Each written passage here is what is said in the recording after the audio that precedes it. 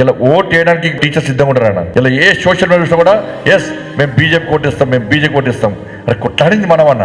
జైలుకి వెళ్ళి మనం 317 జీవోకు వ్యతిరేకంగా ఇలా భార్య ఒకడా, భర్త ఒకడా, పిల్లలు ఒకడా, తల్లిదండ్రులు ఒకడా అని చెప్పి చెట్టుకొని పుట్టుకొని కేసీఆర్ చేస్తే కాంగ్రెస్ పార్టీ ఏ రోజు రాలే, రేవంత్ రెడ్డి ఏ రోజు ఉద్యమం చేయలే, ఉత్తమ్ కుమార్ రెడ్డి యుద్ధం చేయలే, కోమరెడ్డి వెంకరెడ్డి మాట్లాడలే, ఎవ్వరు మాట్లాడలే.